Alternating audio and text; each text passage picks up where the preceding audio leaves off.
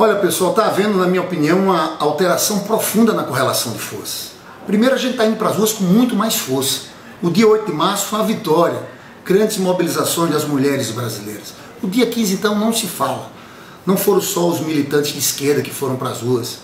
Nós conseguimos que outras pessoas se engajassem naquele movimento contra a reforma da Previdência. Eu lá no Rio mesmo, escolas particulares de classe média alta no Leblon, na Gávea, pararam. Então, é um movimento novo. Vamos ter uma nova paralisação agora no dia 31. Nós temos que jogar toda a energia nisso. Não tem nada mais importante nessa semana do que isso. E estamos preparando a greve geral para o próximo dia 28. Por outro lado, da parte deles, a gente viu o fracasso que foram as manifestações do domingo. Manifestações muito fracas. Porque, na verdade, todo aquele discurso que eles tinham contra o PT, na verdade, está se desmoralizando. Primeiro, está ficando muito claro que o golpe foi dado para retirar direito de trabalhadores. Está aí o projeto de terceirização, essa reforma trabalhista e a reforma previdenciária. Agora, eu estou gravando esse vídeo aqui porque eu queria fazer uma reflexão aqui com vocês. Eu acho que os principais pressupostos do golpe estão ruindo. Primeiro, econômico. Eles diziam que bastava tirar Dilma, que a economia ia melhorar, porque os empresários iam retomar a confiança e iam investir. Olha, os empresários não estão investindo porque as pessoas estão sem dinheiro para comprar, porque está aumentando o desemprego, porque está tendo queda do salário. E esse Temer, o que faz? Só fala de ajuste fiscal, de austeridade. No momento em que as famílias estão em crise, as empresas estão super endividadas, os estados estão quebrados. Era preciso ter a coragem de fazer o que Lula fez em 2008, 2009. Que ele ampliou o investimento público, PAC, Plano de Obras Públicas, aumentou o gasto social em 10%, era aquilo que ele sempre fala, colocar dinheiro na mão do pobre para estimular a economia, colocou a Petrobras, política de conteúdo local, os bancos públicos. Agora é o oposto.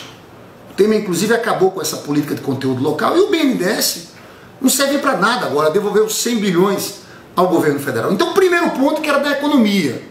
Falharam, mas falharam completamente.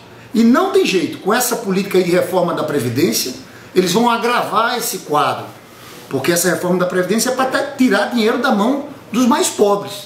Estão desvinculando o salário mínimo do benefício de prestação continuada. Então o primeiro ponto aqui foi esse, a falha completa dessa estratégia para a economia. Segundo, eles queriam, e estavam com aquele discurso todo da seletividade, o PT, o ataque ao PT, e eles estão desmoralizados, é um governo desmoralizado. Eu, sinceramente, me impressiono com a irresponsabilidade dessas elites brasileiras. Porque eles conheciam que era o Temer. Essa turma, Temer, Padilha, Gedel, Eduardo Cunha, uma quadrilha. E as lideranças do PSDB também. Então aquele discurso que eles faziam contra o PT, PT como organização criminosa, esse discurso, sinceramente, está sendo derrotado pela prática. Eu acho que isso, em parte, explica o esvaziamento das manifestações dele. O terceiro ponto é que eles diziam o seguinte: olha, nós vamos ter uma maioria parlamentar gigantesca e essa maioria parlamentar vai fazer com que a gente aprove todas as reformas. Vocês viram a votação da terceirização. Esse projeto de terceirização é um projeto criminoso. Não trata só de terceirização para todos os setores, ele mexe radicalmente nas relações do trabalho. Eles deram golpe para isso, né, pessoal? Eles queriam, na verdade, era aumentar a margem de lucro deles no momento de crise, jogar tudo nas costas dos trabalhadores. Agora, naquela votação da terceirização, eles tiveram 231 votos. Não tiveram os 308 votos que são necessários para aprovar a reforma da Previdência. Eu vi agora aqui no Senado, Renan Calheiros, 9 senadores do PMDB se posicionando contra a sanção desse projeto da terceirização. O que é que eu acho que está por trás disso? Esse pessoal está percebendo, começou a perceber que quem ficar do lado do Temer até o fim não ganha a eleição em 2018. Tem uma turma que começa agora a querer se diferenciar do governo do Temer, porque é um governo muito impopular. Então eu acho que se a gente mantiver as mobilizações, a gente tem grande chance de derrotar a reforma da Previdência. E aí entre os dois últimos pontos, que eram pressupostos também para esse golpe. Eles achavam que nós não tínhamos condições de recuperar a nossa capacidade de mobilização. Estão enganados. Eu acho que a reforma da Previdência, as pessoas estão sentindo, estão fazendo conta. A PEC do teto dos gastos era algo mais difícil de entendimento. Então nós devemos crescer nas mobilizações. E o último pressuposto, pessoal, que eles achavam que toda essa perseguição contra o Lula, da justiça e da mídia, iam imobilizar o Lula.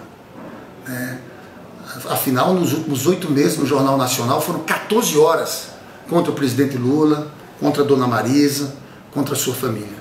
Só que está acontecendo o contrário. O Lula não para de subir nas pesquisas e a gente tem visto que as pessoas no momento como esse estão vendo de forma muito clara, olham para o Lula e dizem, naquele período tinha inclusão social, minha vida era melhor, minha vida estava melhorando. E agora esse governo é só retirar direitos, retirar direitos. Então eu acho sinceramente que esse crescimento do Lula nos dá uma esperança. Eu tenho defendido aqui muito que o Lula antecipe esse lançamento da candidatura dele, viaje esse país, faça o que ele sabe fazer, vender esperança, mostrar que esse país tem jeito, que esse povo nosso é um povo trabalhador, e apresente um programa para tirar o país dessa crise, para proteger os empregos. Eu encerro falando do Lula lá em Monteiro.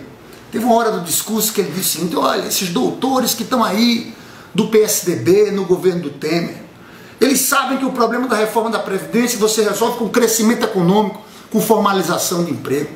Se eles não sabem fazer, me chamem, porque eu sei fazer, a gente já fez esse país crescer. Então é isso que a gente precisa, no momento de mediocridade dessa vida política nacional, em que esse pessoal só faz repetir isso, ajuste, ajuste, ajuste. É preciso um estadista do tamanho do Lula para devolver esperança nesse país. E eu estou convencido que ninguém segura o Lula.